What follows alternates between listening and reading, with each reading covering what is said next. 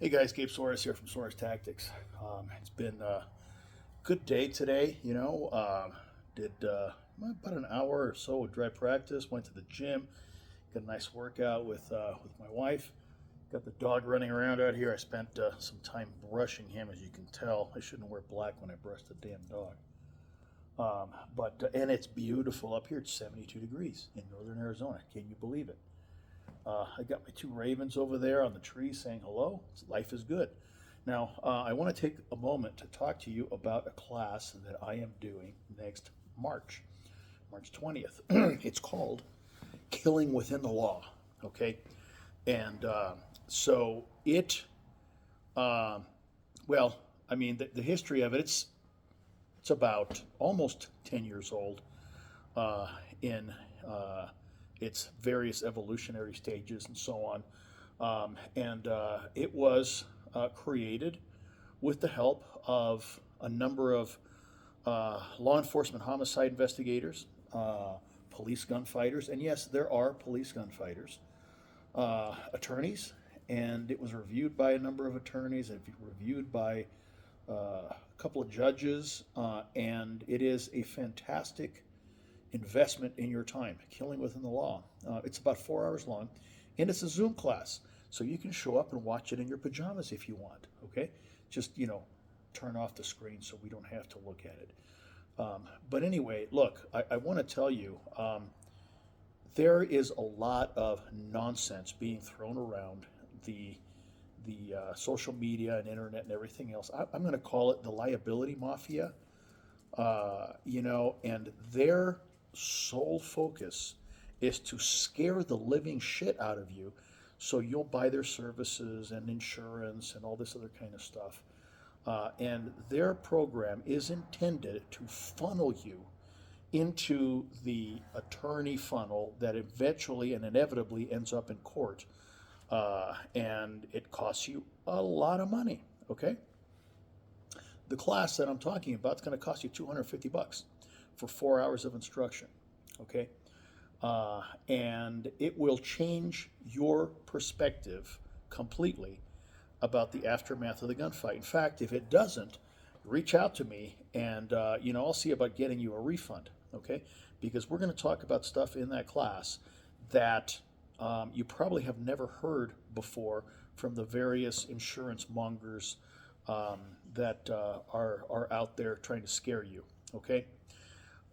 Did you know that only a very, very small percentage of ostensibly self-defense based shootings are ever referred for prosecution? A very small percentage, less than 10, okay?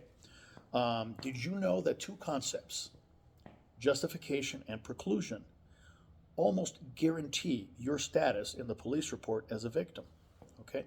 The entire course is intended to help you understand when you can shoot. And listen, the rules of engagement for a private citizen are so much easier than that of law enforcement. You can't have an internal affairs lieutenant teaching private citizens about justified lethal force because he's worked under a different set of parameters his entire life, okay? Yours are very loose, very relaxed, very easy, okay? So justification. And the second one is preclusion. There are all sorts of preclusion that we talk about. Now, preclusion means that you could not do anything else other than what you did because of these factors at play, okay? If you understand all of those concepts, it's almost a guarantee that you're going to be listed as a victim. Now, here's the interesting thing. Victims do not get arrested. Victims do not have to post bail for homicide. Victims never set one fucking foot in court, okay? What do victims do? They give a statement and they go home. And maybe later, if the bad guy that tried to kill you survived, you're called in to testify at his trial, but that's unlikely because, of the trauma and all that sort of thing. So it behooves you to take every step possible to set yourself up as a victim. You're not going to do that by following the advice of those that are selling you insurance and trying to funnel you into the attorney, end up in court no matter what funnel, okay? When you see these videos that they put up saying, well, this guy acted in self-defense and he ended up in jail and he did. Listen, every time that they bring up one of those horror stories, I guarantee you there is some sort of a backstory that they're not telling you, okay? Either one or both parties had a prior history that was undisclosed, there was some lying involved, maybe they refused to talk to the police, all of that kind of stuff, okay? Remember, only a very, very small percentage, okay, roughly 3 to 7% of ostensibly justified self-defense shootings are ever referred for prosecution. Now, when I was conferring with a number of prosecutors about this very small percentage, I asked them, well, what is it? What is it about that very small percentage?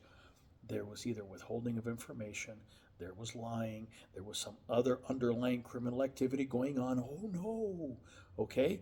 Or there was a existing relationship between the two parties that was undisclosed to law enforcement. So there was some sort of deception or refusal to cooperate, okay? In my class, I show you how to behave. I show you what you should say. I show you how to talk to 911. I show you how to talk to the first responders. I show you how to give a micro statement, a complete statement, and so on, to virtually guarantee that you're going to get listed as a victim in the report rather than the suspect, okay? Victim doesn't post bail. Victim doesn't get arrested. The only thing that the victim suffers is they generally take his pistol and they hold it through the time that the investigation is undergoing or trial for the bad guy, is going on and all that kind of stuff. But at the end of the day, you get it back. Okay. All of the students that I have, and I don't list them, I don't wave them around because I don't need to do that. I trust their privacy. But there have been several people through the years that have followed our advice. And it's not legal advice. It's advice from somebody that has walked that path and investigated these cases and been investigated. And I know how these events go. I know what the 911 operator wants. I know what the first responders want. I know what the homicide investigator wants. I know what the police sergeant and police administrator wants. I know what the prosecutor wants, okay? And I divulge all of these things to you in that class, okay? So here's the deal, $250. Okay, you got nothing to lose except the $250, but I guarantee you'll see that what I'm telling you is more valuable than all of the articles written by the liability mongers trying to scare the living shit out of you about what's going to happen afterward. You know what's going to happen afterward? If you understand justification, preclusion, and you know how to talk like a first world educated human being, here's what's going to happen. Nothing, okay? You're going to go home and you're going to be just fine. It's not going to be the worst day of your life. It's going to be one of the best days of your life because the bad guys tried to take you out and you didn't let them. And through your skill and preparation, you defeated them. And after the fact, you used the characteristics of the system to your benefit and you prevailed in that secondary part of the conflict as well. Okay? That's what this class is going to give you. Killing Within the Law, March 20th.